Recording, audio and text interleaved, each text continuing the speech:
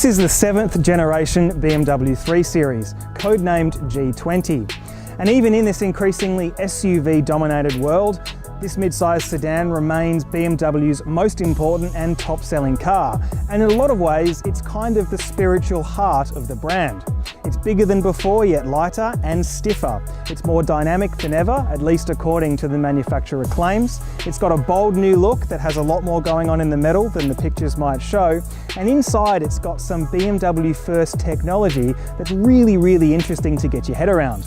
We're here in the beautiful country of Portugal getting our first taste test. Come on, I'll show you a bit more. The new 3 Series is 76mm longer than before and a smidgen wider. Like a Golf or 911, the design of BMW's Hero only changes gradually over decades, and the G20 follows this rulebook. The kidney grille has a single-piece surround flanked by new LED headlights above sportier intakes. There are new L-shaped LED taillights, twin exhaust pipes and a revised Hofmeister kink surrounding freestanding rear side window glass.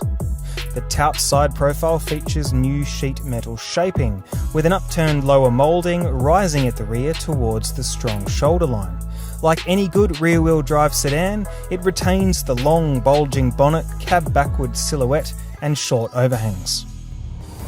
So the first thing you notice jumping in the cabin is it's quite a bit roomier than before. It's got a longer wheelbase, it's wider, it's taller and it's longer. The back seat space is quite good. I'm 194 centimetres and I fit, which is not something that's typical of a rear drive sedan of this size. The instrument cluster is quite similar to what it's been in the past. It's very driver oriented, but there's a lot less going on. It's quite a clean interface, fewer buttons than before. It's running BMW's 7th generation operating system, still controlled by the iDrive dial. But you can also use voice control, buttons on the steering wheel, gesture control, as you can see there. You've got a new digital instrument cockpit display. It's also got a personal assistant, a bit like Amazon Alexa or Google Home or Mercedes-Benz's MBUX system. Hey, BMW. Hello, what can I help you with? I'm cold. Which temperature shall I set? 25. I set the temperature in the driver's area on 25 degrees Celsius. One of the cool things I particularly like about it is you can change the name. So you don't have to say BMW, you can call it whatever you want. Hey Klaus, hey Charlie, hey Kari McCarface, whatever you want. That's really cool. A lot of this tech is obviously going to be optional, but it's really nice to see what BMW is doing. Got a wireless charging pad there, every level of driver autonomy that's currently available, level 2 stuff, so lane assist, blind spot assist, radar cruise, can drive by itself below 60 k's an hour, all of the tech you can imagine. BMW's really tried to make this quite future-proof, and I think they've nailed it in that regard. Really impressive interior, but of course, the most important thing about any 3 Series is how it drives. So we're behind the wheel of the new 3 Series, and the key to any iteration of the 3 Series is how it drives. BMW stakes its brand on being the ultimate performance machine. They've done a lot to make this car drive better than before. It's stiffer by about 50% or at least 25% depending on what part of the body and chassis you're looking at. It's up to 55 kilos lighter than before, even though it's bigger, which helps a lot. A lot more aluminium is used. It's got a revised electronic steering system. There were some complaints before that the old motor-driven steering didn't exactly have the most feel in the world, and they've improved that.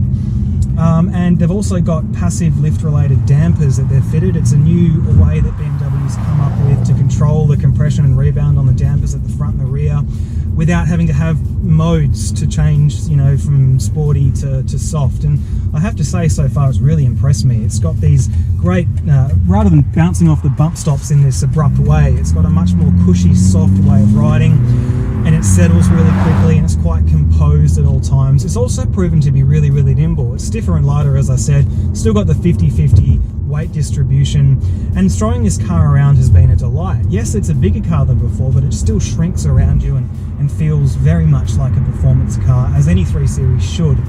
Obviously, if you're a bit more into the dynamism side, you can option an M Sport rear differential. You can option different electronically actuated, adjustable dampers, from comfort to sport if you want. There's also an M340i X-Drive performance version with a fully variable all-wheel drive system. Shock horror, all-wheel drive in a 3 Series, I know. What is the world coming to?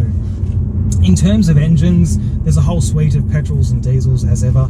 Right now we're driving the one that's the top seller in Australia, accounts for about 50% of sales. It's the 330i. Now it's still got a 2-litre turbo petrol engine, but it's been uprated to 190 kilowatts of power and 400 newton meters of torque. 400 newton meters of torque. That's 50 newton meters more than its predecessor, and it's ample for a car of this size.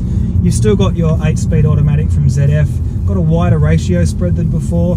This one has paddle shifters as well. It's still smooth as butter.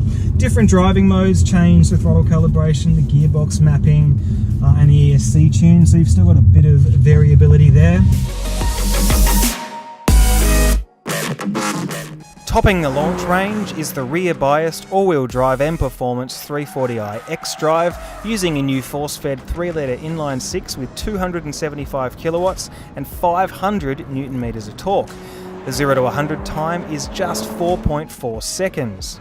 Around the middle of 2019, the new 215 kilowatt 330e plug-in hybrid will appear. This petrol-electric offer has an improved pure EV range of up to 60 kilometres thanks to a denser lithium-ion battery pack and a fuel use claim of 1.7 litres every 100 kilometres on the combined cycle. To say I'm impressed by this car is an understatement. BMW knows that the one car it can't stuff up is the 3 Series. It's so vital to its brand. And all of those smaller criticisms that we had with the outgoing model, I think the company's really addressed here. I'm actually kind of at my wit's end trying to find ways that this car isn't delivering on what it's supposed to deliver on. As I think and deliberate, I'm sure things will come to me, but man, this is a good effort. And I suspect that the Mercedes C-Class, the Audi A4, the Jaguar, and all the other rivals in this class are going to have their work cut out for them keeping up with the new 3 Series. Anyway guys, as always, head over to caradvice.com to read the written component of this review for more information, where I can go into more detail, and leave us a comment below and let us know what you think.